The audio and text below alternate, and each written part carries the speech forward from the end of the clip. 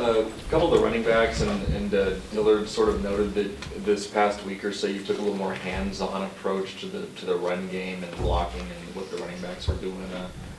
Why did you do that, and how did that sort of manifest itself? We just constantly emphasized really all the fundamentals, and those were part of them, though. Those were part of them, inside drill, and they might have felt like their positions, but there's plenty to go around to the others, even though they're in separate drills.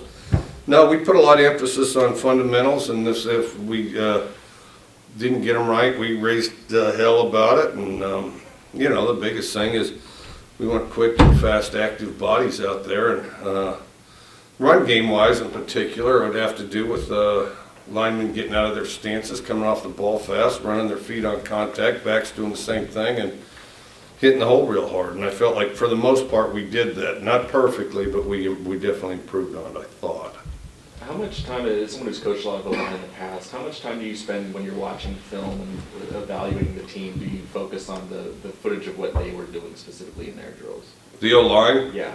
Watch every bit that's that we shoot, It's the first one we watch is one-on-one pass pro. The second one we watch is the inside drill. So I watch everything that's shot.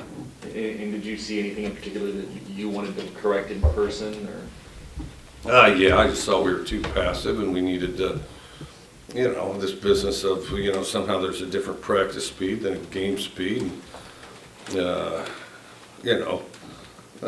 just a typical kind of, oh, don't worry, coach, I'll do it in a game type of crap, So, I've been told him, your body better move right, and if I don't like the expression on your face, I'll tell you, Yeah, we did that, and then everybody ran fast, and we're all happy for the time being.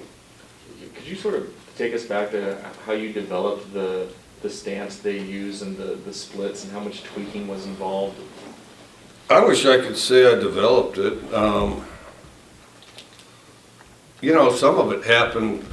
I don't know where he got it though. I don't know that he'd take credit for it. Well, me personally, as far as where I got it from, there was a great O-line coach, Jim McNally, with the Bengals, coached, of course, Anthony Munoz, Max Montoya. He was big into getting in right-handed stances and left-handed stances, and despite the fact you may not be, guys don't necessarily cross the line of scrimmage that much. In other words, you might play left guard or left tackle or something, and then, but it's not that big of an inconvenience to get a right-handed stance and a left-handed stance, and it organizes your footwork. As far as with pass protection, we talk about head back, hands up, get depth, stay square. As far as those four elements, kind of drew those. We're the ones that came up with those terms. But there was a guy named Roger French who was an offensive line coach at BYU for years when, they did a lot to revolutionize the passing game. He coached the offensive line, and, they were just a tremendous offensive line, but a lot of focus on footwork and, all aspects of, pass protection. And so we drew a lot from that. And then we were in 2-point stances before nearly everyone else was. We drew that from others. I'd say predominantly BYU back then. And then now a lot of, nearly anyone you play's got a 2-point stance on the thing. Stanford probably, I don't think Stanford does. Do you ever play around with the splits, or just say Dillard's really athletic, I can get him even further out there? Oh, yeah, no, we do work the splits. We're a wide split team, and it's funny how splits have gone. I remember when I was a kid, and they'd literally coach you up. We want 2 feet between the center and the guard, and 3 feet between the guard and the tackle.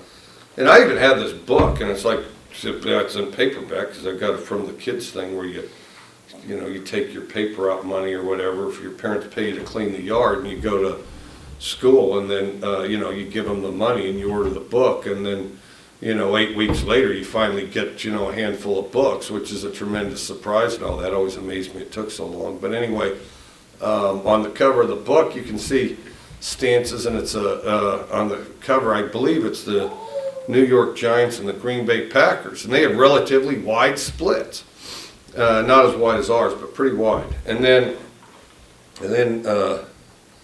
time's gone on where now there's a lot of teams, they're kind of coming out of it a little. There's a lot of teams that are kind of in basically field goal protection, where, their splits are like a foot apart. It's like, and I don't know where, and we're talking about some teams that are just overpowering, and they can make it work. I mean, teams that are just physically overpowering and might successfully make it work, but there's nowhere for the running back to go. And so typically, they'll move the pile, and then in the end, the running back will get tackled by the asses of his own offensive lineman. And but we believe in wider splits, and so we widen it out. Last question in this vein. There's a stat out today that Luke is getting pressured on 13% of his dropbacks. It's the best in the Pac-12. Do you think the offensive lines? What did it say? I don't follow. So what again? 13.7% of his dropbacks, he's getting pressured. That's the best in the conference. Does it feel like your offensive line's pass protection has been superlatively good? I wouldn't go that far. I think it's been decent. I think Luke does a good job getting rid of it. I think the two of them work together. I do feel like we're improving on the offensive line. I feel like we've got a long ways to go, but I do feel like we're getting better. And I think, kind of goes hand in hand. He stays out of harm's way, and they're doing a good job keeping people out of there, and we're getting better, and we have to improve. So I didn't realize the stat, though, so that's good. We've got to figure out how to get it even better, What guys graded out the best this week on the O-line? Who on the O-line? Which guys did grade out the best? I thought Cody O'Connell did. Yeah, I thought Cody O'Connell did. How surprised were you to see what Washington did to Stanford on Friday? Surprised, but Washington's a good team, and and a powerful team. One thing key with Stanford is to be physically strong enough to, to address the problems their offensive line gives you. And Washington's strong up front, and then Stanford. Stanford's one of those teams that's got a lot of ability and has had a lot of success over the years. So I do think that game's kind of an aberration, and I think they got on their heels and stayed there and just didn't manage their way out of it. I don't think that'll be the same Stanford team we face. Any questions on the line for Coach Leach? Hey Coach, it's Steph. The first couple of weeks there was no bone award for the O-line. They had a lot of penalties, but it seems like they've really settled down. You talked a bit about that. Where do you think they've made the most progress since the first couple of weeks of the season? Honestly, as simple as it sounds, just more aggressive with our feet and hands. Just more refined and consistent with our technique, and so much of what they do has to be done as a unit, not just one individual. Whoever's the best offensive lineman in the world, you can plug him in there.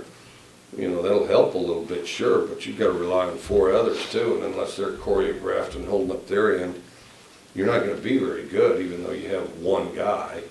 And so I just think overall we've improved, hands, feet, pad level. And I know you and Clay have talked a lot about Cody O'Connell and just what he's done this year. When did you think that he really started to show like he deserved that starting left guard spot? He just got more consistent. I mean, he's always, had some size and strength and things. He just got more consistent. Part of it, I think, his mentality is a lot better now. He's more of a clear-minded guy. He's a more certain, deliberate guy, and I think, just got all the, extra stuff out of his head that didn't count anymore. And he needs to keep doing that, and we need to, you know, donate portions of his brain to some of the others, and then and see how long we can sustain that. And Andre Dillard, I mean, he's one of the most athletic linemen, obviously, that you have. Can you do anything with that, just in the fact that he told us, Luke told us that he's been beaten by Dillard in a foot race? Oh, no, Dillard would smoke Falk in a foot race. Dillard's a real, you know, he plays left tackle, which is a very important position if you're a right-handed quarterback. Both tackles, I think, are critical, but, you know, the blind side for a righty is the left tackle. And so, and I think sometimes, you know, it's overblown left versus right. I think they're both critical, but, you know, he's got great feet. And then the other thing, Cole was established at right tackle, wasn't real interested in moving him, but you want, you know, an athletic, strong guy. And the other thing is Dillard keeps getting better, so, you know, now we got to keep pushing on that, but he keeps improving. Thank you. Yeah. Any other questions on the line for Coach? Okay, back in the room.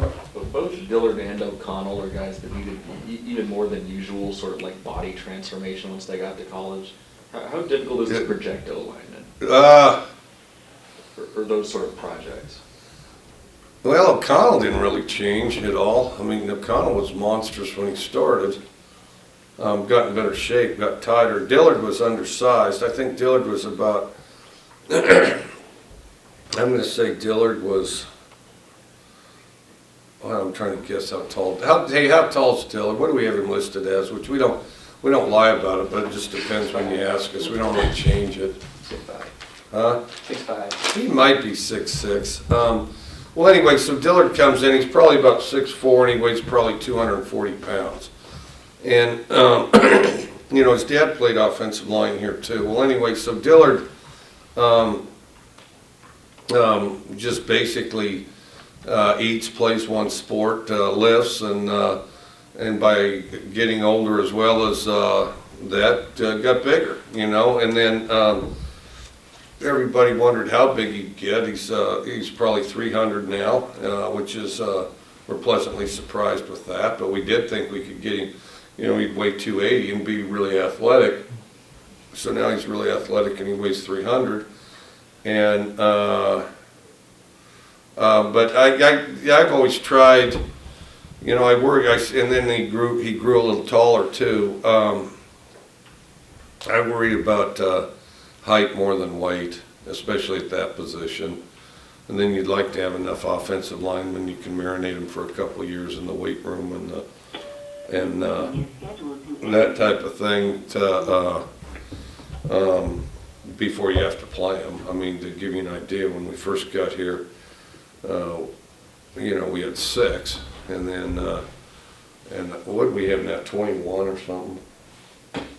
I try to have 18 to 22. I try to have 18 to 22. So you got, each class has a number, and they're all lifting, they're all eating, and then, you know, the best ones rise to the top. And so then, but I try to, you know, worry about height because we can't stretch them taller, and don't spend a lot of attention, time worrying about weight. Is there more luck involved in the projection of a high school offensive lineman and what he'll be like when he's 20 to 21 than for like a wide receiver or other positions? Yeah, because they change. It's very hard to, I think the hardest position to start as a freshman is offensive line. That's the hardest one, because not only, you can't hide an offensive lineman. You know, say if you're guard or whoever's the weakest one, they can always put their best defensive lineman on him if they want to, and there's nothing you can do about it. It's not like you just get to move him. And if you do, they'll just move right after you move, you know. So you can't hide that. And then the other thing is you know, they get bigger and stronger as they get older, and they also get stronger. They go from, you know, you go from kind of child muscles to man muscles, you know. I mean, they just become stronger, tougher, more resilient people as they get older. And, you know, I mean, so Yeah, it's the most important position. It's my favorite one, but it's also one you can develop, and it's also one that ideally, if you have a couple of years, then God be really good, you know. Coach, is there any challenge in going from facing a finesse team like Oregon to backing that up with a power team like Stanford the next week? Well, you know, it's Stanford's probably the fastest team in our league. Oregon's probably the fastest team in our league. Stanford's the strongest team in our league. You know, but they both kind of get to the same spot a different way. I mean, Oregon gets there because they're quicker than you. Stanford gets there because they can run right through people in a fashion that other people can't, you know. So, yes, he gives you this. That's the thing. See, you ought to go work for Hillary because she'd be very happy that you just give her water, you see.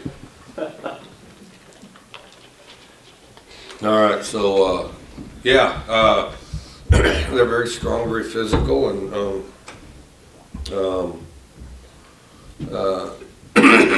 like I've said for years, you got to keep an eye on their offensive line, their defensive line. For the week of preparation, still basically saying you guys are just trying to do what you did. You know, their defenses are kind of similar. It's as far as scheme and some things there. But you know, the biggest thing is you can't let those guys in. I mean, they're strong and they're rambunctious. And they move them all over the place. And if they yank on something, they tend to move it around, and you know, they do a good job. How about the crowd Saturday night? Do you feel like your guys really fed off the energy in Martin Stadium? Yeah, incredible crowd. It's an incredible crowd. It's almost like I like afternoon games best, but I'll tell you, our night crowds are really something here. You know, yeah. Well, you can put that in your story, but no, I thought we had a great crowd. We always have a great crowd, but I thought we had a particularly great crowd here. I thought they were in the game the whole time. I think, you know, the atmosphere was fantastic, and I think it did definitely play a part. Kind of going off that, what do you expect atmosphere-wise at Stanford on Saturday? You know, it's they're kind of off you there, so it's kind of a quieter place to play. You know, it's kind of a bring your own energy place. And then the other thing is, with regard to crowd, I kind of focus on the problems out there on the field, you know. But yeah, crowd-wise, it's one of the quieter stadiums. So, What can you take from last year when you guys did a pretty good job on McCaffrey into the game on Saturday?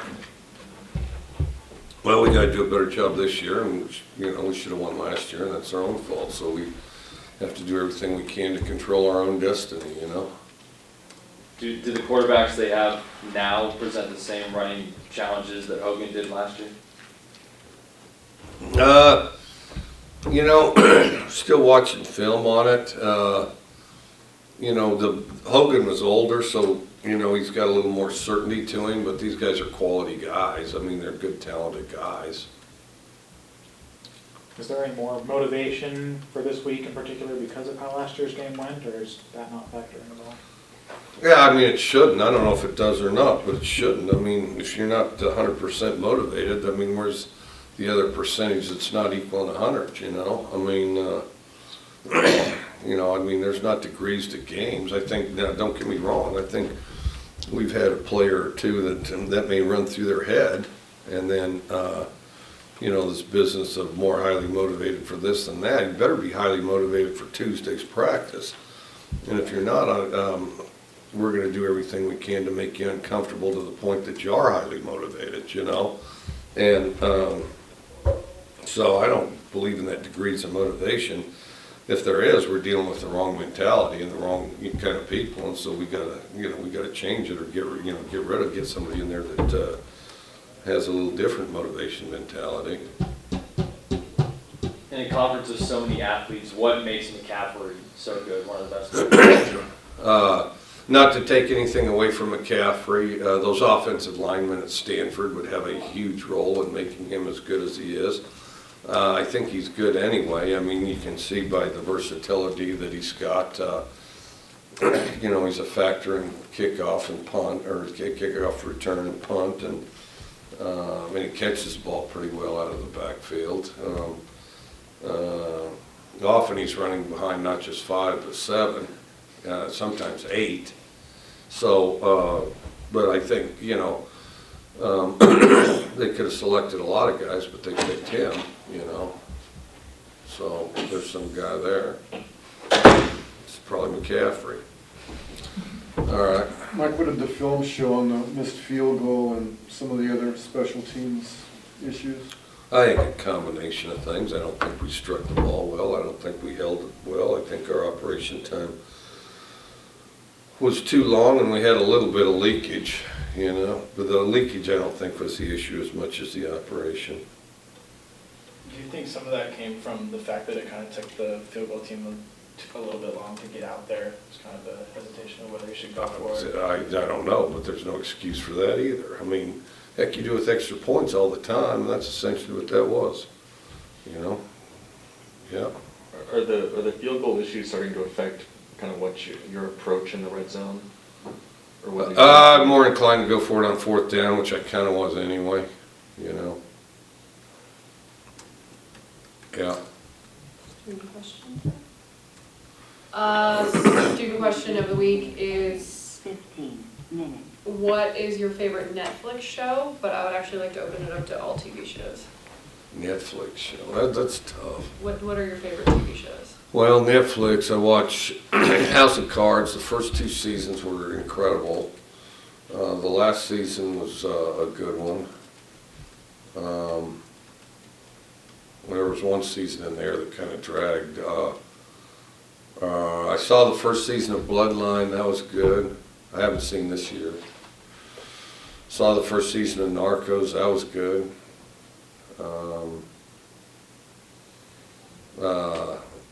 And I'll definitely see the second season. Favorite TV show? I just guessed it the other day. Overall, it's Gunsmoke. I mean, I watched more episodes of Gunsmoke than any other show. Of course, it's the longest running show in history. Gunsmoke, I think everybody should watch Gunsmoke. I think, as a matter of fact, I think if more of our players watch Gunsmoke, it would help them tremendously. And then, you know, because too many college football players nowadays can, you know, forget stand up to Marshall, Dillon, or Festus. Miss Kitty to handle most of them, you know. So I think that, no, I think that's a heck of a show. Oh, I've seen a lot of Leave It to Beavers, too. I watch Blacklist, you know. I'm trying to think what else. I watch the Treehouse show because I want to get a treehouse. But I'll watch that quick, though, because I won't watch them work. I'll watch the setup and I'll watch the walkthrough. Golly, what else do I watch? You know, kind of documentary stuff. I'd like just random stuff that surfaces. Breaking Bad. I watched all that, yeah. But that, I watched Game of Thrones. You know, so I record it also. There's no commercials, you know. What do you think? What else do I watch? Do you watch any reality shows? I watch Naked and Afraid. Let me think, because the reality shows, there's not a lot of reality involved in reality shows. And I would like, there's several of the Naked and Afraid guys that are from here, you know, out here, like Lewiston, Spokane, you know. Yeah, I'd like to meet one of them and ask them, you know, about the whole thing, you know, what the whole experience and how rough it, you know, and all that, because obviously it wouldn't just be easy. What else do I watch? Watch American Greed, which basically reinforces my lack of trust in the system and stuff overall, which you know, that just tells you that You know, that's business meets politics right there. Everybody needs to read Animal Farm, you know. They need to go reread the book Animal Farm, and they need to read it closely. And some of them clearly need somebody to explain it to them paragraph by paragraph. Let's see, what else do I watch? It's hard for me to do in a vacuum. I'm trying to think. I watch NFL Life, you know. You know, if there's a guy I'm interested in.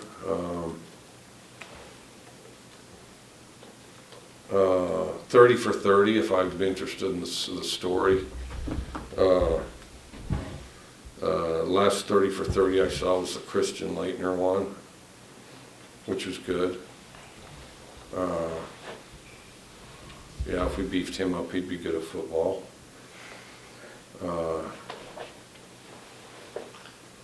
Yeah, so that's a cross section there.